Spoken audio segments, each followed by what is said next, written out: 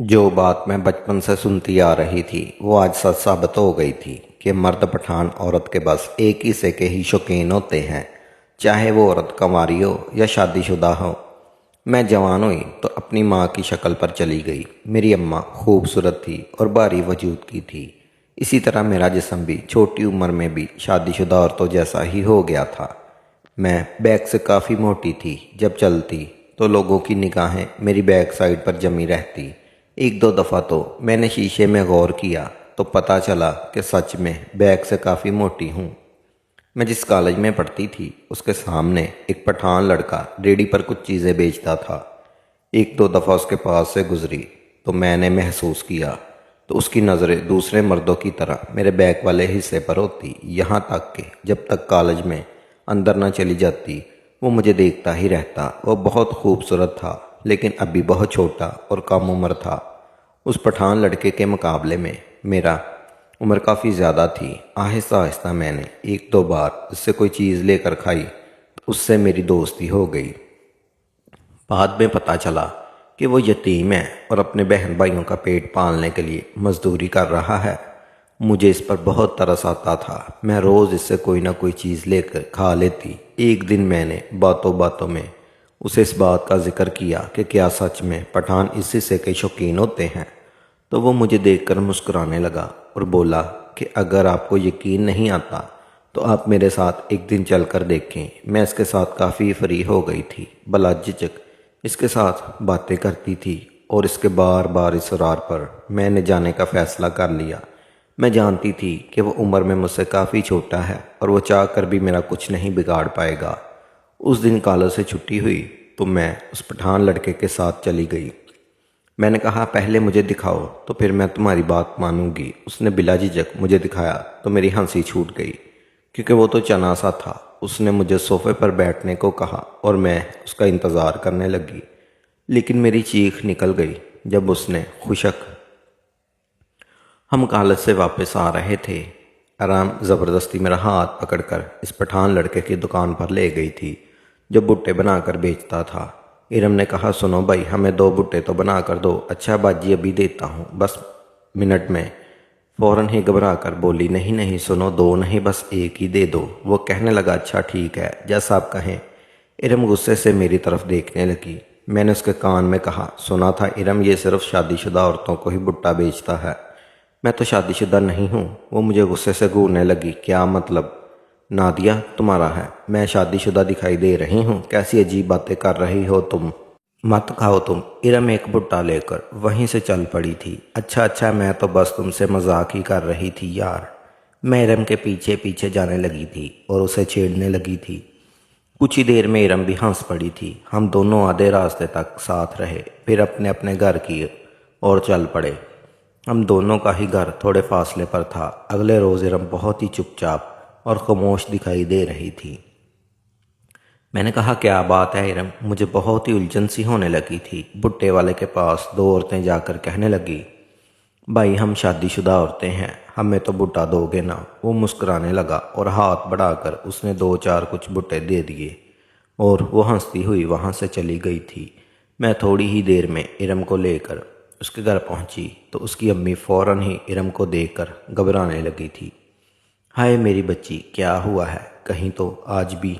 मैंने हैरानी से उनकी तरफ देखा और वो जल्दी से इरम को बिस्तर पर लटाकर मेरे साथ बाहर आई और कहने लगी बेटा कुछ ठंडा लाओ तुम्हारे लिए। मैंने कहा अरे नहीं नहीं आंटी, बस ठीक है, मुझे भी देर हो रही है। और शुक्र है बेटा तुम्हारा जो तुमने आज इरम को यहाँ घर तक छोड़ दिया, नहीं तो कल तो हम सब ही लोग बहुत परेशान हो गए थे। इरम रास्ते में ही बेहोश हो गई थी और उसे कुछ लोगों ने यहाँ शाम में घर लाकर छोड़ा था और बताया कि आपकी बेटी रास्ते में ही बेहोश हो गई थी और इसे हम लोग अस्पताल ले गए थे। मैं तो ये सब सुनते ही चौंक पड़ी थी कि कुछ दिनों बाद सब कुछ ठीक हो गया था और इरम की तबीयत भी ठीक हो गई थी और वो अब खुशी खुशी कॉलेज जाने लगी थी। मगर दो मेरी तरफ से ऐसी सुनी सुनाई बातें सामने आ रही थी कि सब ही लोग हैरानी होने लगे थे। इन दिनों अचानक हम लोगों ने टीवी पर न्यूज़ देखी कि 16 साला पठान लड़के की दुकान से जिन जिन कंवारी लड़कियों ने वो भुट्टा खाया वो हामला हो गई। جبکہ وہ لڑکا تو صرف شادی شدہ لڑکیوں کو ہی بھٹا بیچتا کرتا تھا۔ یہ خبر بہت ہی چونکا دینے والی اور عجیب و غریب تھی۔ ہم سب ہی گھر میں ایک ساتھ بیٹھے یہ خبر دیکھ رہے تھے۔ مجھے تھوڑا ڈر لگنے لگا تھا کیونکہ شاید یہ وہی لڑکے کی بات کر رہے تھے جو انارکلی روڈ پر بھٹے بیچتا تھا۔ مگر وہ تو میں یہ خبر سن کر حیرت زیادہ ہونے لگی تھی، مگر دوسری طرف بابا نے ٹی وی بند کر دیا تھا کہ یہ کیسی بے حیائی زمانے میں پھیل رہی ہے۔ بھلا یہ کوئی خبر ٹیلی ویژن پر دینے کی اور یہ باتیں سب جھوٹی ہیں، ایسا کچھ نہیں ہوا۔ امی نے فوراً نظریں جھکا لی تھی۔ بھلا یہ سب خبریں کوئی ٹی وی پر بتاتا ہے کیا؟ عجیب و غریب حرکت دکھائی جا رہی ہیں۔ امی اور بابا بہت تسلی بخش تھے کہ یہ سب محض ایک افواہ ہے یا پھر خبر، کیونکہ اس وقت کوئی بھی فوٹیج اور ویڈیو نہیں آئی تھی، صرف سنسنی خیز خبر بتائی گئی۔ اور دوسری طرف میرے دل میں ایک ڈر پیدا ہو گیا تھا کیونکہ اس بارے میں نے پہلے ہی سن رکھا تھا، مگر وہ بھٹا تو اس دن ہم نے بھی کھایا تھا اور آہستہ آہستہ یہ خبر پھیلتی ہی جا رہی تھی۔ اور مجھے حیرت اس بات کی تھی کہ اب تک نیوز پر کوئی ویڈیو یا تصویر کیوں نہیں دکھائی گئی، اور پھر اگر یہ بات سچ ہے تو اس کالج کا نام اب تک کیوں سامنے نہیں آیا، اور سیکیورٹی ادارے کہاں ہیں جو یہ سب ہونے سے روک نہیں رہے۔ مگر یہ سب کیسے ممکن ہو سکتا تھا؟ بھلا بھٹا کھانے سے کوئی عورت حاملہ کیسے ہو سکتی تھی؟ میں اور ارم اس بارے میں کنٹین میں بیٹھے بات ہی کر رہے تھے کہ ارم ہنس پڑی اور بولی، یار بھٹا تو میں نے بھی کھایا ہے، اگر وہی بھٹا ہوا تو اب تو مجھے حاملہ ہو جانا چاہیے تھا۔ توبہ کرو، اللہ نہ کرے ایسا ہو۔ میں گھبراتے ہوئے ارم کو ڈانٹ رہی تھی، مگر ارم نے پھر وہی ہنسی مذاق شروع کر دیا کہ یار پھر تو اس لڑکے کو بانجھ عورتوں کا علاج سب سے پہلے کرنا چاہیے۔ اپنے بھٹوں سے اس طرح وہ لاکھوں پیسے کمائے گا اور عورتوں کا بھی بھلا ہو جائے گا۔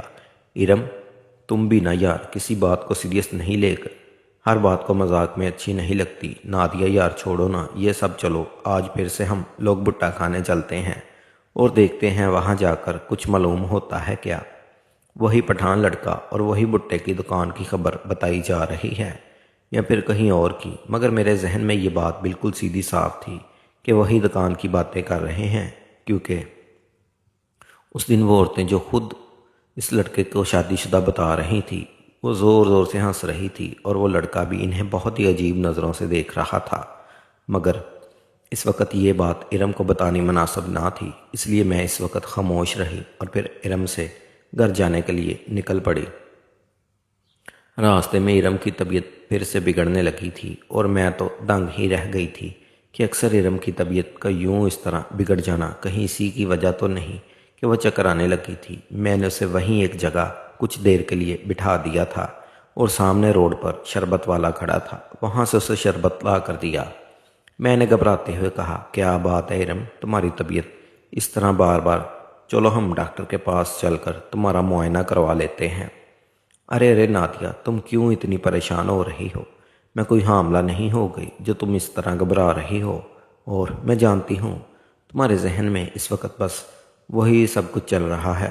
ارم پھر سے ہنس پڑی تھی اور اٹھ کر چلنے لگی تھی، میرے کندھے پر ہاتھ رکھ کر بولی، چلو یار تم بھی نہ، میں بالکل ٹھیک ہوں۔ میں جانتی تھی کہ ارم ہنسی مذاق کی عادی ہے اور وہ تو اس وقت بھی میرا مذاق ہی اڑا رہی تھی۔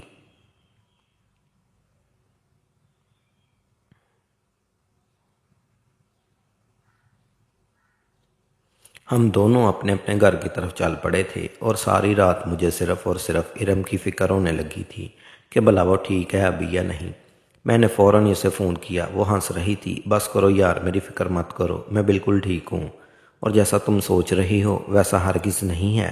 نادیہ میں نے سوچا شاید ارم ٹھیک ہی کہہ رہی ہے، میں نے ہی بلا وجہ اپنے ذہن پر یہ سب سوار کر لیا ہے، جب بھی شاید میں ہی ان سب کے بارے میں کچھ زیادہ ہی سوچ رہی ہوں۔ میں بھی ارم سے بے فکر ہو کر سکون سے سو گئی تھی، اور اگلے دن جب ہم لوگ کالج پہنچے تو چاروں طرف ایک افراتفری کا ماحول تھا اور لوگوں کی بھیڑ جمع تھی۔ اللہ رحم کرے، اچانک کالج میں یہ سب کیا ہو رہا ہے؟ میں اور ارم گھبرانے لگے تھے۔ ہم لوگ اندر جانے ہی والے تھے، ہماری نظر میڈیا کے لوگوں پر پڑی جو پچھلے دنوں سے غیر حاضر لڑکیوں کی معلومات کر رہے تھے، جس میں افشا اور کرن بھی تھی جو ہماری ہی کلاس فیلو تھی۔ وہ بھی چند دنوں سے کالج نہیں آ رہی تھی، مگر میڈیا کے ذریعے جب ہم نے کچھ لڑکیوں کے نام کے ساتھ افشا اور کرن کا نام سنا تو ہمارے تو ہوش ہی اڑ گئے تھے۔ میڈیا کا کہنا تھا کہ ان لوگوں کی غیر حاضری کی وجہ وہی ہے کہ وہ تمام لڑکیاں ہی حاملہ ہو گئی ہیں اور ان کے والدین بدنامی کے ڈر سے یہ خبر چھپا کر اپنی لڑکیوں کو گھر میں ہی چھپا رکھا ہے، مگر ایسا بالکل غلط ہے۔ یہ سب چھپانا بالکل صحیح نہیں ہے۔ میں اور ارم بہت ہی بے چین ہونے لگے تھے، بھلا اب بھی ہم لوگ اس خبر پر یقین کر سکتے ہیں یا پھر نہیں؟ اب بھی یہ کہا جا سکتا ہے کہ یہ خبر جھوٹی ہے یا افواہ ہے؟ اب تو بس ایک ہی راستہ تھا۔ ارم فوراً ہی میرا ہاتھ پکڑ کر مجھے باہر لے آئی تھی، کیونکہ آج کالج اسی گہما گہمی اور بدنامی کے ڈر سے بند کر دیا گیا تھا۔ اور ارم مجھے کہنے لگی، چلو یار، ہمیں فوراً ہی افشا اور کرن کے گھر جانا چاہیے اور دیکھنا چاہیے کہ یہ سب کیا واقعی حقیقت ہے یا صرف محض ایک افواہ ہے۔ میں اور ارم فوراً ہی افشا کے گھر چلے آئے تھے، مگر وہاں تو تالا لگا ہوا تھا۔ ہم دونوں بہت ہی فکر مند ہونے لگے تھے۔ ہم نے محلے والوں سے پتہ کیا تو معلوم ہوا کہ ان کی لڑکی پر اثرات کا معاملہ ہو گیا تھا اور وہ لوگ یہاں سے کچھ دنوں کے لیے اپنی لڑکی کو علاج کے لیے کسی مزار پر لے گئے ہیں۔ میں حیرت زیادہ ہونے لگی۔ میں نے ارم فوراً ہی کرن کے گھر کی طرف قدم بڑھانے شروع کیے اور دیکھا تو ہم لوگ چونک پڑے تھے۔ اس کے گھر پہنچ کر ہم دونوں ایک دوسرے کو سوالیہ نظروں سے دیکھنے لگے تھے کہ اس کے والدین کے چہرے سے جھوٹ صاف ظاہر ہو رہا تھا۔ ان کا کہنا تھا کہ کرن اپنے ماموں کی بیٹی کی شادی پہ ان کے گھر رکنے گئی ہے، جبکہ کرن شاید گھر میں ہی چھپی ہوئی تھی۔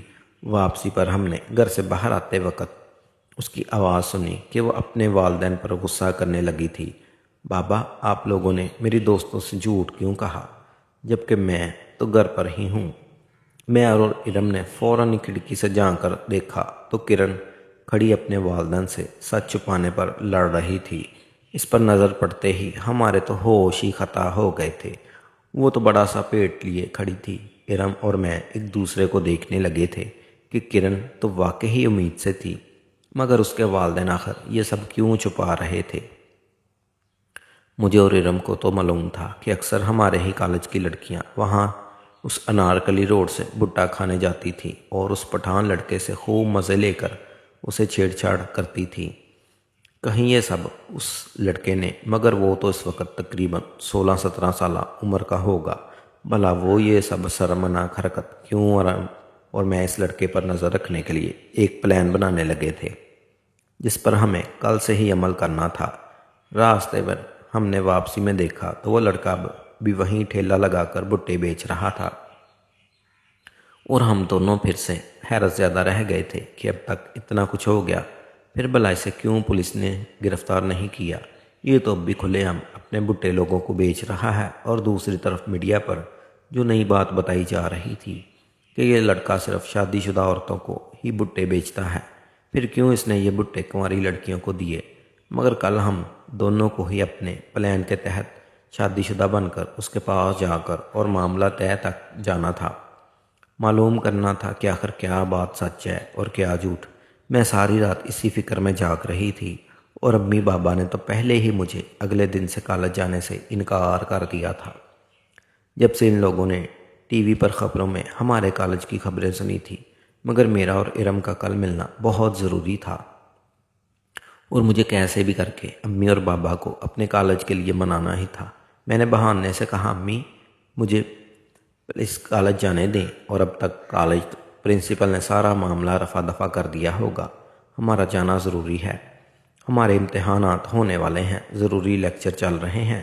بابا بہت ہی غصہ کرنے لگے تھے، مگر میں نے کہا، بابا ہو سکتا ہے یہ سارا معاملہ جھوٹ ثابت ہو اور یہ سب افواہ ہی ہوں، آپ نے ہی تو کہا تھا اس دن، اور پھر بھلا ہم لوگوں کو اس بات سے کیا لینا دینا، ہم تو صرف پڑھائی کی غرض سے جا رہے ہیں۔ بابا نے کہا، وہ سب میں نہیں جانتا، مگر تم زمانے کو نہیں جانتی، ماں باپ کے لیے اس طرح بدنامی کا باعث بنے، ان کی جوان لڑکیوں کا نام اس طرح غلط طرح فلاں کی بیٹی یا فلاں کی بیٹی، وہ یہ زمانہ ذرا دیر نہیں لگاتا اور جوان لڑکیوں کی عزت پر ذرا بھی آنچ آ جائے تو کیا گزرتی ہے۔ فی الحال میں نے اس وقت تو بابا اور امی کو کالج کے لیے منا ہی لیا تھا اور لوگوں نے بھی مجھے اجازت دے دی تھی، مگر جوں ہی اگلے روز میں کالج پہنچی تو معاملہ اب بھی بہتر نہیں تھا۔